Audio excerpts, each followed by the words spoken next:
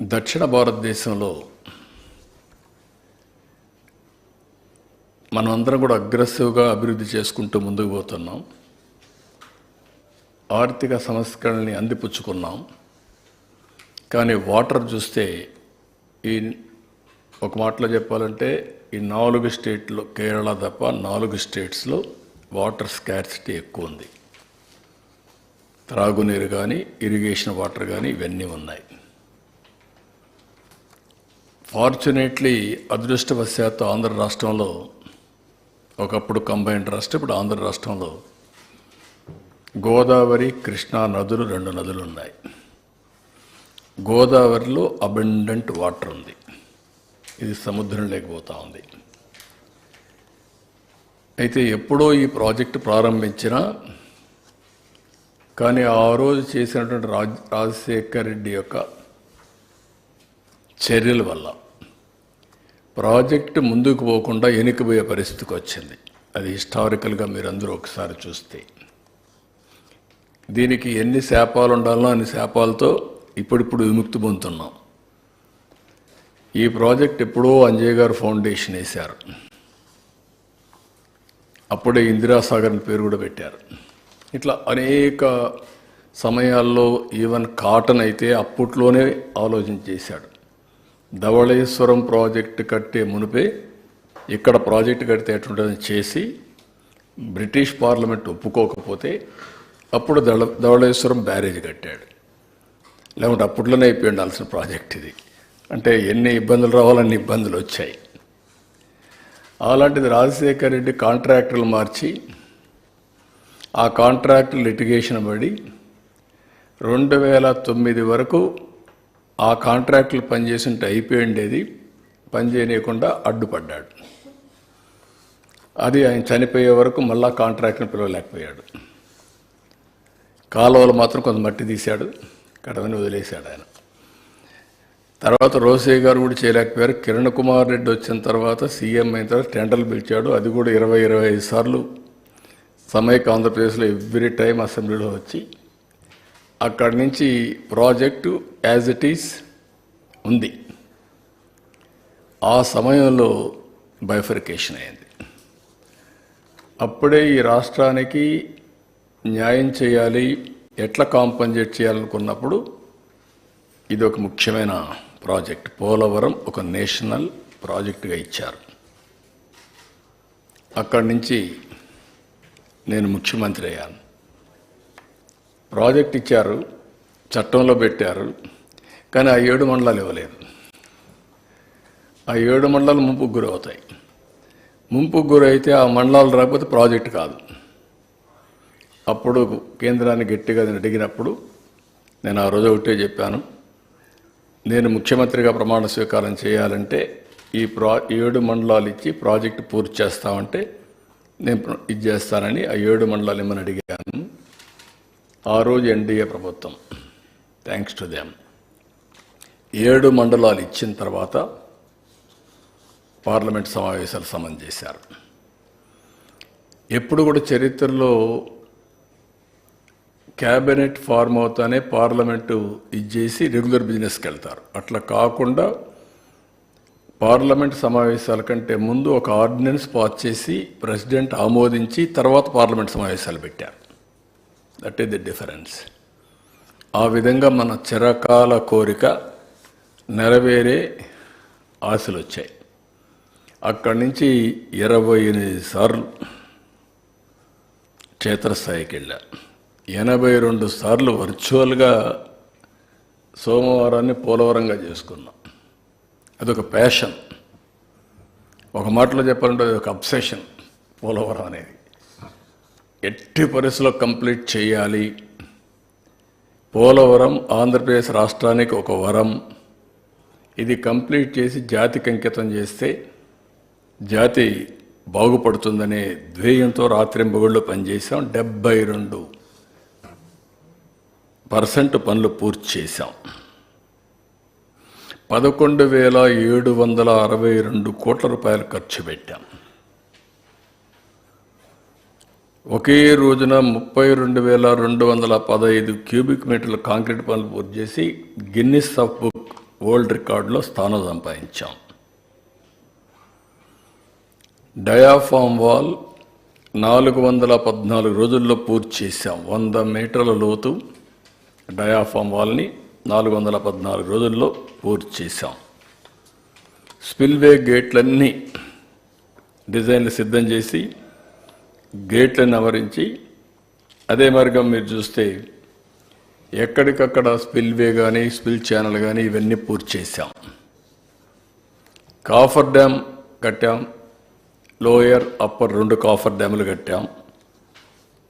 ఎప్పటికప్పుడు కేంద్రంలో ఉండే ఉమాభారతి, ఆనాటి మంత్రి, తర్వాత నితిన్ గడ్కరీ, ప్రధానమంత్రి గారికి కూడా ఎప్పుడప్పుడు బ్రీఫ్ చేస్తూ ఈ పనులన్నీ పూర్తి చేశాం. 4114 కోట్ల రూపాయలతో ఆ రోజు పునరావాసం చేశాం. పునరావాస కార్యక్రమాలన్నీ పూర్తి చేశాం. ఎప్పుడు కూడా కేంద్రం డబ్బులు ఇవ్వలేదని పనులు ఆపలేదు. ముందు మనం రీఎంబర్స్ చేస్తే ఎప్పటికైనా వస్తాయనే ఉద్దేశంతో ముందుకెళ్ళిపోయాం. ఆ విధంగా మీరు చూస్తే 2014-19 11,762 కోట్లు ఖర్చు పెడితే 4,995 కోట్లు వాళ్ళు ఇచ్చారు. మిగిలింది వాళ్ళు ఇవ్వకపోయినా మనం ఖర్చు పెట్టాం. మళ్ళీ తర్వాత వచ్చింది ఆ డబ్బులు, అది కూడా నేను చెప్తాను. ఈ విధంగా మొత్తం ప్రాజెక్ట్ని ఒక ఎట్టి పరిస్థితిలో ఈ ప్రాజెక్టు పూర్తి చేయాలి అనే తపన, ఒక డిటర్మినేషన్తో ప్రభుత్వం ముందుకెళ్ళాం. అయితే 2019 గవర్నమెంట్ మారింది. మళ్ళా ఆ ప్రాజెక్టుకి శనిగ్రహం దాపరించింది. బాధ, ఆవేదన, కసి ఒకసారి కొన్ని రోజులు డైజెస్ట్ చేసుకొని కూడా చేసుకోలేం. ఎందుకంటే మీరు చూస్తే 82 సార్లు నేను నెలవారీగా హైదరాబాద్లో ఒకప్పుడు సర్ప్రైజ్ ఇన్స్పెక్షన్స్కి 75 సార్లు వెళ్ళాను. ఈరోజు ఆ సిటీ అమారుగా ఉందంటే 75 సార్లు చరిత్రలో ఏ ముఖ్యమంత్రి క్షేత్రస్థాయి పరిశీలనకు పోయి ఉండరు. బస్సులో వెళ్ళడం, తిరగడం, బస్సులో ఇన్స్ట్రక్షన్స్ ఇవ్వడం, అక్కడి నుంచి సెక్రటరీకి పోవడం, అవన్నీ చేసేది డెవలప్ చేశాం. అదే మరి 82 సార్లు వర్చువల్గా చేసి 28 సార్లు నేను ఇది చేసి, ఒకసారి పండుగ కూడా దీపావళి పండుగ ఏదో ఉంది. ఆ రోజు నేను అమెరికాకు పోతూ గడ్కర్ని నాగ్పూర్లో కలిసి ఆ రోజు కూడా ఆయన ట్రబుల్లో పెట్టి ఈ ప్రాజెక్ట్ గురించి మాట్లాడి వెళ్ళాను. నేను ఆ రోజు ప్రాజెక్టులో వాళ్ళు కొన్ని విషయాలు చెప్తే నేను చదువుకొని రాత్రంతా మా సెక్రటరీలు అందరూ చదివించి నేనే హైకోర్టులో సుప్రీంకోర్టులో లాయర్ మారిగా వాళ్ళ దగ్గర ఆర్గ్యూ చేశాను. వర్డ్ టు వర్డ్ మీరు చెప్పండి, మీరు అంటున్నారు ఇది సెంట్రల్ ప్రాజెక్ట్ కాకపోతే ఏమవుతుందని కూడా ఆర్గ్యూ చేశాను. వాళ్ళు కన్విన్స్ అయ్యారు. అంత ఇదిగా చేసిన ప్రాజెక్ట్ని విలువ తెలియని వ్యక్తులు వస్తే ఏ విధంగా ఉంటుందో అదే జరిగింది. విలువ తెలియాలి, వాల్యూ అది ప్రాజెక్ట్. ప్రజలకు ఏం కావాలో తెలియాల్సిన అవసరం ఉంది. విలువ తెలియని వ్యక్తులు మీరు చూసినప్పుడు నేరుగా సైట్లో very crucial small work, coffer dam కొంత పూడ్చాలి. అండర్స్టాండింగ్ ఇంజనీర్స్, అప్పుడుండే service provider, contractor before rainy సీజన్లో అది పూర్తి చేసేసరికి ప్లానింగ్, ఎగ్జిక్యూషన్ ఎవ్రీథింగ్ కంప్లీట్ చేశాం. ఆ సమయంలో ప్రజాస్వామ్యంలో మార్పులు జరుగుతాయి. ఇది చరిత్ర. ఆ మార్పు ఎంతవరకు పోయిందంటే ప్రమాణ స్వీకారం చేసిన తొలి రోజునే పోలవరం పని నిలిపేయమన్నారు. Can you imagine? నేను ఆ రోజు ప్రమాణ స్వీకారం చేసిన తొలి రోజునే 7 మండలాలు ఇస్తే తప్ప నేను ప్రమాణ స్వీకారం చేయనని చెప్పాను. అది నా దూరదృష్టి. ఆ 7 మండలాలు ఇవ్వకపోతే ఏమవుతుంది? జూన్ 2వ తారీఖున 2 రాష్ట్రాలుగా ఏర్పడతాయి.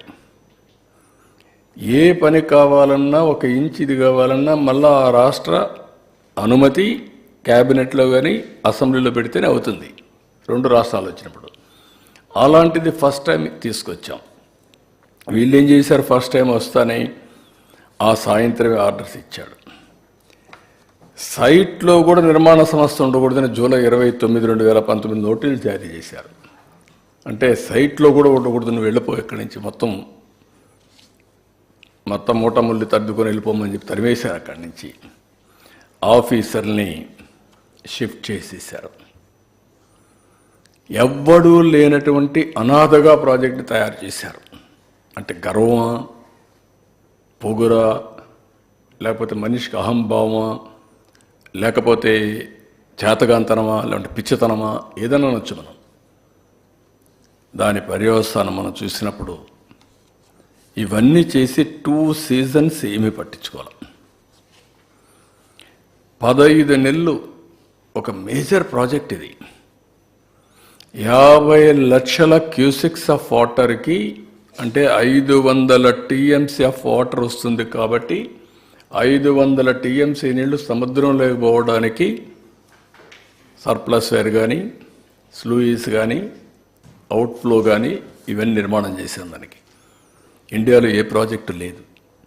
వెలాసిటీ కూడా ఇంత పెద్ద ఎత్తున నీళ్లు వచ్చే ప్రాజెక్ట్ ఏది ఉండదు. అలాంటి ప్రాజెక్ట్ని అనాథన చేసి, ఎవడు లేకుండా చేసి, రివర్స్ టెండర్ని ఒక ఆనందం, పైశాచిక ఆనందాన్ని పొందారు. మే 19 నుంచి 20 అక్టోబర్ వరకు ప్రాజెక్టుకి దిక్కు ముక్కు ఏమీ లేదు, గాలి కుదిలి పెట్టేశారు. దీంతో ఆగస్టు 20 అక్టోబర్లో వర్షాలు వచ్చాయి. ఏదైతే ఆ కాఫర్ డ్యామ్ పూర్చుంటే అక్కడి నుంచి నీళ్ళు వెళ్ళిపోయేటివి. ప్రొటెక్ట్ చేసుంటే ఈ డ్యామేజ్ వచ్చేది కాదు. 2021కి ప్రాజెక్టు పూర్తి అయిపోయి ఉండాలి. అలాంటి ప్రాజెక్టుకు ఆ నీళ్లు రావడం, సుడులు తిరగడం, 20 అడుగులు కిందికి వెళ్ళిపోవడం, డయాఫామ్ వాల్ డిస్టర్బ్ చేయడం, కాఫర్ డ్యామ్ డిస్టర్బ్ చేయడం. కాఫర్ డ్యామ్లో కూడా జెట్ రౌటింగ్ ఉంది, అది కూడా డిస్టర్బ్ కావడం. గ్యాప్ 1 అది కొట్టుకొని వెళ్ళిపోవడం, 100 మీటర్లు. చరిత్రలో ఎప్పుడూ రానటువంటి నష్టం జరిగింది. ఈవెన్ వీళ్ళు కట్టినటువంటి గైక్ బండ్ కూడా కుంగిపోవడం, ఇవన్నీ జరిగాయి. ఇవన్నీ జరిగి మీరు చూస్తే ఎంత బాధేస్తుందంటే 1924లో వీళ్ళు ఖర్చు పెట్టింది 4167 కోట్లు. గవర్నమెంట్ ఆఫ్ ఇండియా ఇచ్చింది 8382 కోట్లు. ఆ టైంలో పాత బకాయిలు కూడా ఇచ్చారు. 3325 కోట్లు కాంట్రాక్టర్లకు కూడా డబ్బులు ఇవ్వకుండా ఇప్పుడు పెండింగ్లు పెట్టేసి ఈ డబ్బులు డైవర్ట్ చేసుకున్నారు. అంటే ఎంత బాధ్యతారాహిత్యం, ఎంత నిర్లక్ష్యమో దీన్ని బట్టి అర్థమవుతుంది. అక్కడి నుంచి ప్రాజెక్ట్ ఏమైందో వదిలిపెట్టేశారు. తర్వాత గవర్నమెంట్ ఆఫ్ ఇండియా ఇవన్నీ చూసిన తర్వాత అప్పుడే గవర్నమెంట్ ఆఫ్ ఇండియా 2 సార్లు వార్నింగ్ ఇచ్చారు. ఒకటి పీపీఏ చాలా స్పష్టంగా ప్రాజెక్టులో మీరు ముందుకెళ్ళొద్దండి, ఓల్డ్ కాంట్రాక్టర్ న్యూ కాంట్రాక్టర్ ఇద్దరి మధ్యలో జవాబుదారీతనం ఎవరి మీద ఫిక్స్ చేయాలనో చేయలేము, వెయిట్ చేయండి, డిస్కస్ చేయండి అని వాళ్ళు చెప్పారు రికార్డ్ చేసి. Polavaram project authority chairman, secretary, water resource ministry ఒక లెటర్ రాశారు. Please kindly wait, we will discuss further and decide. ఈ యొక్క సీరియస్నెస్ మీరు అర్థం చేసుకొని వెయిట్ చేసి తర్వాత చేద్దురంటే వినకుండా వెళ్ళారు. దాని పర్యవసానం మొత్తం ఇది డ్యామేజ్ అయినాక మళ్ళా గవర్నమెంట్ ఆఫ్ ఇండియా ఐఐటి హైదరాబాద్ని పంపించారు. మొత్తం ఇన్వెస్టిగేషన్ చేసి చాలా స్పష్టంగా ఎప్పుడు డ్యామేజ్ అయింది, ఎందుకు డ్యామేజ్ అయింది, అన్ని రీజన్స్ అన్నీ ఎక్స్ప్లెయిన్ చేశారు. దానికి అడ్డదారిలో ఇష్ట ప్రకారం ఆర్గ్యుమెంట్లు పెడుతున్నారు. చేతగాని ఆర్గ్యుమెంట్లన్నీ. ముందు డయాఫామ్ వాళ్ళు ఎందుకు కట్టారు, కట్టలేదు. ఈసీఆర్ఎఫ్ డ్యామ్ ఎందుకు కట్టలేదు, లేకుంటే ఎందుకు కాఫర్ డ్యామ్లన్నీ పూర్తి చేసి నాకు ఎన్ని కట్టచ్చు కదా, అడ్డదుడ్డంగా ఆ రోజు CWC, government of India, government of Andhra Pradesh, engineers అందరూ కూర్చొని ఇవన్నీ కూడా ఈ సీజన్ లోపల పూర్తి చేసుకుంటే నెక్స్ట్ సీజన్కి మిగిలిన పనులు పూర్తి అయిపోయి ప్రాజెక్టు త్వరితగతిన అవుతుందని పెడితే, మీరు చేసిన తప్పుని కప్పిపుచ్చుకోవడానికి ఇష్టానుసారంగా తప్పుడు సమాచారం ఇచ్చి ఇష్టానుసారంగా ముందుకు పోయే పరిస్థితికి వచ్చారు. ఇప్పుడు వీళ్ళు చేసిన ఈ తప్పుడు పనులన్నిటి వల్ల 227 అంటే 6 ఏళ్ళు వెనక్కి వెళ్ళిపోయాం. అదే మరిగా ఇప్పుడు 41.15 ఫేజ్ 1, ఫేజ్ 2 45.72. ప్రాజెక్ట్ నిర్మాణంలో ఇది ఉండదు, కానీ వాటర్ ఇంపౌండ్ చేయడంలో 41.15కే కంప్లీట్ చేయాల్సి వస్తుంది. మొత్తం డిపిఆర్ 2కి ఆ రోజు ఇచ్చిన అనుమతి 55,548 కోట్లు. కాబట్టి ఇది 30,000 కోట్లు అంటే ఇంకా 25,000 కోట్లు కన్స్ట్రక్షన్ కానీ R&R అండ్ ఆల్సో వాళ్ళకి ఇవ్వాల్సిన ల్యాండ్ ఎక్విజిషన్ ఇవన్నిటికి ఇవ్వాల్సి వస్తుంది. అవన్నీ కూడా వర్కౌట్ చేస్తాం. నేను ఎందుకు ఈ విషయాలు చెప్పానంటే, మీ అందరికీ ఒక వ్యక్తి దుర్మార్గమైన చర్యల వల్ల, అవగాహన లోపం వల్ల ఈ ప్రజాస్వామ్యంలో ఒక్కొక్కసారి ప్రజలిచ్చిన మద్దతు కానీ మ్యాండేట్ మిస్యూజ్ వల్ల జాతికి ఎంత నష్టం జరుగుతుందో ఇది ఒక ఉదాహరణ. ఈరోజు మళ్ళీ కేంద్రంలో ఎన్డీఏ వచ్చింది. మళ్ళా ఇక్కడ ప్రజలు ఒక హిస్టారిక్ మ్యాండేట్ ఇచ్చారు. దీంతో కేంద్రంలో కూడా మనకు పనులు అవకాశం వచ్చింది. వాళ్ళు కూడా, ఎందుకంటే మేము ఎన్డీఏ, బీజేపీ, తెలుగుదేశం, జనసేన ముగ్గురం కలిసి పోటీ చేశాం. ముగ్గురం కలిసి ఈ రాష్ట్రాన్ని మళ్ళీ పునర్నిర్మాణం చేస్తామని, రీకన్స్ట్రక్షన్ చేస్తామని స్పష్టమైన హామీ ఇచ్చాం. ఆ హామీ ఫలితమే ఏదైతే పెండింగ్లో ఉండే ఈ ప్రాజెక్ట్ని చాలా తొందరలో, if you can see timing also, నేను ఫస్ట్ టైం పోయినప్పుడు చాలా స్పష్టంగా ఎక్స్ప్లెయిన్ చేశాను. 2 సార్లు ప్రధానమంత్రిని కలిశాను, 2 సార్లు వాటర్ రిసోర్స్ మినిస్టర్ని కలిశాను, 3 సార్లు నేను ఫైనాన్స్ మినిస్టర్ని కలిశాను. మొత్తం ఎక్స్ప్లెయిన్ చేశాను. మంత్రులు వెళ్ళారు, మా డిపార్ట్మెంట్ వెళ్ళారు, అందరూ కలిసి మాట్లాడారు. దాని పర్యవసానం ఈరోజు మళ్ళీ పోలవరాన్ని ట్రాక్లో పెట్టగలిగాం. ఇప్పుడు ఒక ఆశ, ఇది పూర్తి అవుతుందని ఒక నమ్మకం రావడం జరిగింది. మళ్ళీ పోలవరం ఈ రాష్ట్రానికి జీవనాడి, దీనికి మళ్ళీ జీవాన్ని పోసాం. ఇలాంటి ఒక చరిత్రాత్మకమైన నిర్ణయం తీసుకున్నటువంటి కేంద్రాన్ని అభినందిస్తున్నా. It will go a long way for the Telugu community and people of Andhra Pradesh particularly. దానికి వారికి కూడా ధన్యవాదాలు తెలియజేస్తూ, అదే సమయంలో ఈరోజు దేశంలోని 12 ప్రాంతాల్లో పారిశ్రామిక కారిడార్లు ఏర్పాటు చేస్తున్నారు. మన దగ్గర 3 కారిడార్లు వచ్చాయి. Visakhapatnam Chennai corridor, Bengaluru Chennai corridor, Bengaluru Hyderabad corridor, 3 corridors వచ్చాయి. కేంద్ర ప్రభుత్వం 28,602 కోట్ల రూపాయలు ఈ కారిడార్లో ఖర్చు పెట్టడానికి 12 ప్లేసెస్లో డబ్బులు అలొకేట్ చేశారు, ముందుకు వచ్చారు. ఇక్కడ ఉద్యోగాలు, ఉపాధి కల్పించాలనేది మెయిన్గా. అదే మరి ఎలక్ట్రిక్ వాహనాలు కానీ, లేకపోతే హార్డ్వేర్, ఎలక్ట్రానిక్స్ ఇవన్నీ చేయడం కోసం ముందుకు వచ్చారు. మళ్ళీ ఇక్కడ 2 కారిడార్లు, 3 కారిడార్లు మనకు వస్తున్నాయి. ఒకటి కడపలో కొప్పర్తి,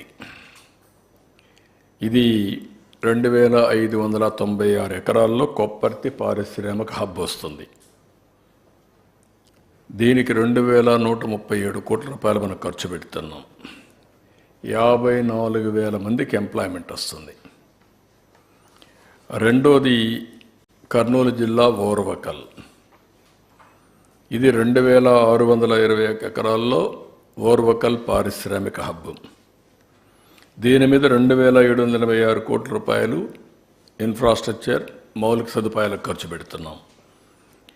దీంట్లో 12,000 కోట్ల రూపాయలు మినిమం పెట్టుబడులు వస్తాయి. 45,000 మందికి ఉద్యోగాలు వస్తాయి. అదే మరికి ఇప్పటికే కృష్ణపట్నం అక్కడ కూడా ఒక నోడ్కి హబ్కి అనుమతిచ్చారు. 18,000 కోట్లు మనం ఖర్చు పెడతాం. అది కూడా అక్కడే కృష్ణపట్నం పోర్ట్ ఉంది, దాని కూడా ఇంపాక్ట్ ఉంటుంది. నక్కపల్లి ఇంకొక పక్కన ఫార్మా హబ్ వస్తుంది, అది కూడా టెండర్లు పిలుస్తున్నాం. ఈ విధంగా ఇప్పటికి 4 హబ్బులు వచ్చి 3 కారిడార్లో ఈ ప్రాజెక్టులన్నీ వస్తాయి. ఇది ఒక చరిత్ర. ఇప్పుడిప్పుడు మళ్ళీ డెవలప్మెంట్ కానీ ఇక్కడ ఇన్స్టిట్యూషన్స్ కానీ ప్రాజెక్ట్స్ కానీ ముందుకు పోయే పరిస్థితి వచ్చింది. దీనికి కూడా నేను కేంద్రాన్ని మనస్ఫూర్తిగా అభినందిస్తున్నాం. ఈ కేంద్రం దగ్గర ఇప్పుడు అనౌన్స్ చేసిన 2, ఇంతకుముందు అనౌన్స్ చేసిన 2 ఉన్నాయి, 4 ఉన్నాయి. దానికి కూడా మనస్ఫూర్తిగా అభినందిస్తున్నాం. ఇవన్నీ పూర్తి చేసుకుంటే ఇక్కడ ఎంప్లాయ్మెంట్ ఇంకా ఎకానమీ కొంత సెట్ అయ్యేదానికి అవకాశం ఉంటుంది. ఇలాంటివన్నీ ఉంటే అన్నీ సర్వనాశనం చేసి ఇంకా మళ్ళా ఏదో ఒకటి నేను చేస్తున్నా, ఇదంతా మా ఘనత అని మాట్లాడే దౌర్భాగ్య స్థితికి వచ్చారు వీళ్ళు. వేరే దేశంలో అయితే ఇలాంటి వాళ్ళని ఏం చేస్తారో నాకు తెలియదు, కానీ మన దేశం కాబట్టి జరిగిపోతూ ఉంది. ఇది బ్రీఫ్గా, దీనికంటే ఎక్కువ నేను మాట్లాడదలుచుకోలేదు వీళ్ళ గురించి. So this is a historic day for the state of Andhra Pradesh. Good day, good beginning.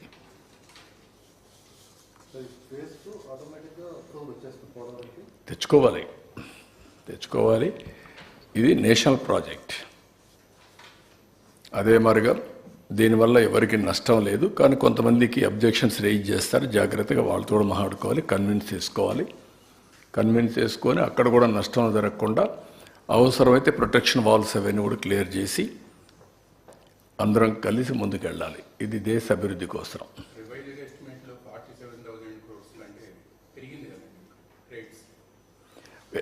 అన్నీ ఎప్పుడైతే అప్పుడు అవుతుంది. డిలే అయ్యే కొందికి కాస్ట్ ఎక్స్ప్లెనేషన్ ఆటోమేటిక్గా వచ్చేస్తుంది. అప్పుడు అయి ఉంటే ఇంకా తక్కువ ఖర్చు అయ్యండి అది. ఇప్పుడైతే ఇది వచ్చింది, ఇంకా లేట్ అయితే ఇంకా లేట్ అవుతుంది. ల్యాండ్ వాల్యూ పెరుగుతుంది, రీహాబిలిటేషన్ పెరుగుతుంది, R&R పెరుగుతుంది, ఇన్ఫ్లేషన్ కంటిన్యూగా పెరుగుతూనే ఉంటుంది కదా, ఆ రేట్లన్నీ ఇవ్వాలి కదా, కాస్ట్ ఆఫ్ ప్రాజెక్ట్ పెరుగుతుంది, అన్నీ.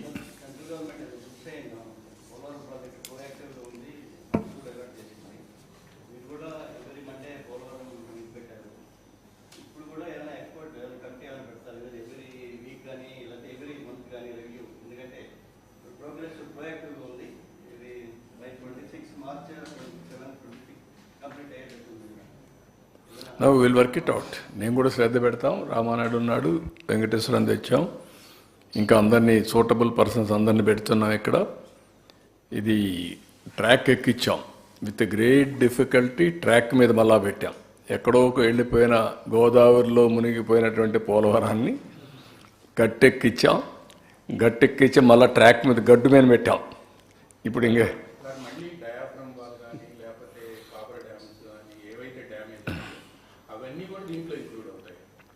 ఈ ప్రాజెక్టులు ఇంక్లూడ్ అవుతాయి. ఇప్పుడు మొన్న కూడా ఏం చేశారంటే అది పెరిగితే మళ్ళీ పెంచుకోవాలి, అవన్నీ చేస్తారు. ఒక్కొక్కసారి ఎస్టిమేట్స్ తయారు చేస్తాం. ఎస్టిమేట్స్ తయారు చేసిన తర్వాత కొన్ని కారణాల వల్ల కొన్ని ఎన్హాన్స్మెంట్స్ వస్తూ ఉంటాయి. ఇప్పుడు ఉదాహరణకు మీరు చెప్పినట్టు డయాఫామ్ వాల్ పూర్తి చేశాం. ఆ అజంప్షన్తో కానీ దాంట్లో పార్ట్లీ కానీ ఇందులో పెట్టారు. ఇప్పుడు ఉదాహరణకు IIT మెడ్రాస్ హైదరాబాద్ చేశారు. డయాగ్నోస్ చేసిన తర్వాత ఎట్లా చేస్తే దీనికి పర్ఫెక్ట్గా ఉంటుంది అనే దాని మీద వరల్డ్ బెస్ట్ ఎక్స్పర్ట్స్ని పిలిపించారు. అమెరికా నుంచి, కెనడా నుంచి 3 మెంబర్ కమిటీను 4 మెంబర్ కమిటీ పిలిపించారు. మన వాళ్ళతో మాట్లాడారు, CWC కూర్చున్నారు, అందరూ కలిసి డిస్కస్ చేసిన తర్వాత 3-4 ప్లేసెస్లో డ్యామేజ్ అయ్యింది. డ్యామేజ్ అయినప్పుడు రింగ్ బండ్ వేయాలనుకున్నారు దానికి, అక్కడే రిపేర్లు చేయడం.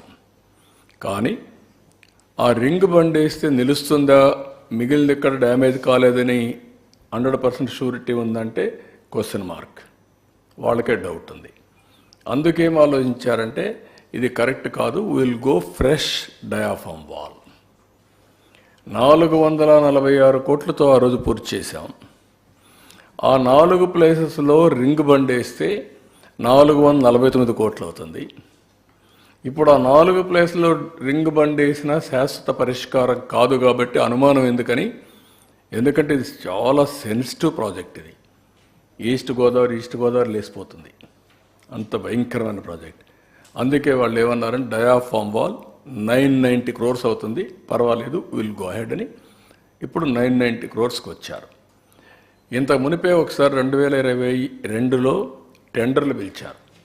ఆ 4 ప్లేసెస్లో డయాఫామ్ వాళ్ళు రింగ్ బండ్లు వేయడానికి. అది 350 కోట్ల ఎంతకు వచ్చింది అది వెంకటేశ్వరరావు? ఆ ప్రాజెక్ట్ ఎంతకు వచ్చింది అప్పుడు టెండర్ పిలిచినప్పుడు? 300 ఏదో చెప్పారు కదా, 30,000 రిపేర్లకి. కానీ మొన్న టెండర్లు వేసినప్పుడు ఎంత వచ్చింది? 389 crores ఆ రిపేర్లకు వచ్చింది. అది క్వాంటమ్ ఆఫ్ వర్క్ ఇంత అని ఉంది, ఎన్ని క్యూబిక్ మీటర్లని. ఇప్పుడు మొత్తం కలిసి డయాఫామ్ వాల్ ఫుల్గా చేయాలంటే ఎంత అవుతుందో దాన్ని బట్టి క్యాలిక్యులేట్ చేసి బిల్ ఆఫ్ క్వాంటిటీస్ కింద ముందుకెళ్ళిపోదామని నిర్ణయించాం. అది క్యాబినెట్ నిర్ణయించాం, మనం మీటింగ్లో కూడా అనుకున్నాం.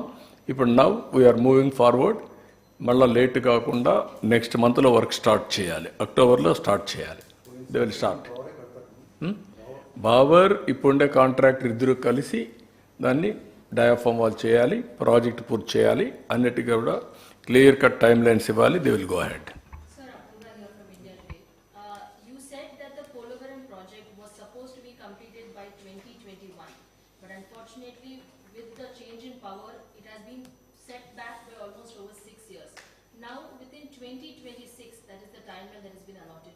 Are you confident that this is going to be the project, all funds and all kind of things will be put in to ensure that the project is completed at time? Phase 1, no option, we have to complete. By 2027, we have to complete phase 1. Phase 1 is 41.15 meters. But project will be completed, but water will be impounded up to 41.15. Now we have to work phase 2 and convince and then take forward. Otherwise, it will be always enhancement of project cost, either land acquisition or R&R because of inflation, so many things.